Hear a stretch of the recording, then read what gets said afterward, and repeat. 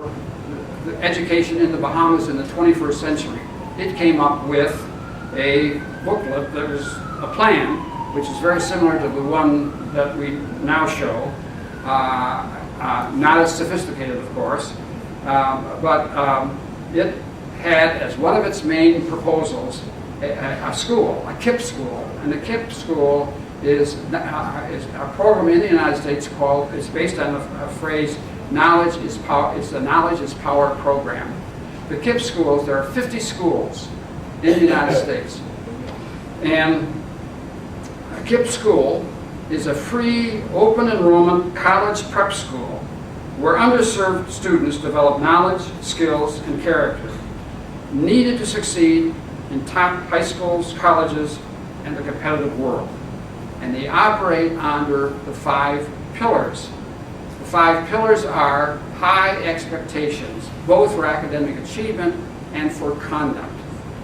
Now, what's involved here is the creation of culture in the classroom that supports education. And what they have is they have an acronym called SLANT, S-L-A-N-T, and it appears apparently on the walls of the school, and everybody knows what SLANT is. I'll tell you what SLANT is. It stands for smile, sit up, listen, ask questions, nod, and track with the eye. That's what SLANT stands for. And that is this is behavior modification, pure and simple. The second pillar is one of choice and commitment. The students, the parents, and the teachers all go to a KIPP school because they choose to go there, and they are willing to make a commitment. And if they are selected out of a random process, this isn't a question of grades don't count, previous behavior doesn't count. The things that count are you willing to commit? And then the students are chosen by a random process of selection. It requires more study time, a lot of hard work. 9 hours a day, Monday through Friday, half day on Saturday, and 1 month during the summer. What happens is a KIPP school student gets 62% more instruction than you'll get in another school. What you have is you have schools that are truly independent. They're run by powerful principals. These principals have a budget. If the toilets don't work, they don't have to call the Minister of Public Works to come out and fix the toilets, or to repair the roof, or to do this, or to do that. They have in their budget amounts of money which can be used for this purpose. And they attract outstanding teachers. Now, the KIPP schools operate on the basis of performance against objective measures with no shortcuts and no excuses. And that's the way the schools run. Now, what is Bahamian reality? The bottom line Bahamian reality is that we have a learning crisis, and it's a real crisis, and it has consequences. Long-term consequences both for the individual and the country as a whole. Cognitive skills, culture, and quality teaching are the critical building blocks for change. Terrific schools that serve highly disadvantaged kids do exist, such as KIPP and the Baby College.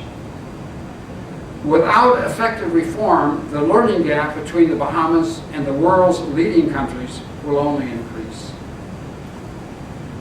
The immediate critical need are Bahamian leaders with the courage and drive to create the agents of change.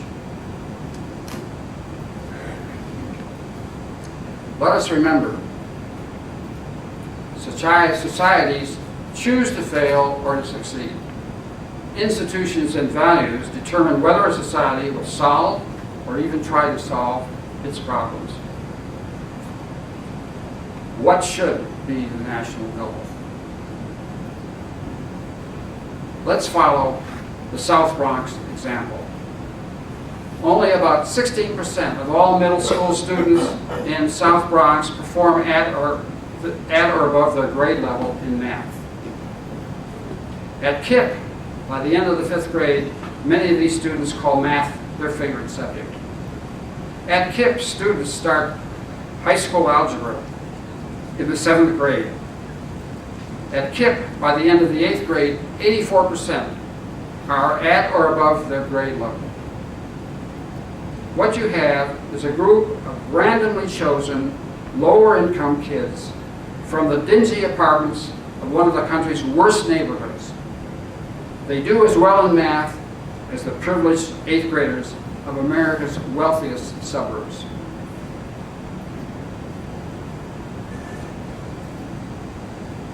What's the national goal? The national goal should be an accelerated change in the cognitive skills, culture, and teachers of the Bahamas. It can be done. And what is the national need? Leaders that pursue this goal.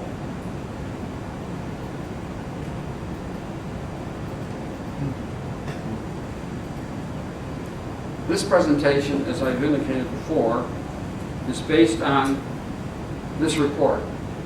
Now, I have a booklet, I have a book here, that if you put your name and your P.O. box address in it, we will send you a copy, a hard copy of this report. This report, right, that I'm holding is a pro forma copy of it.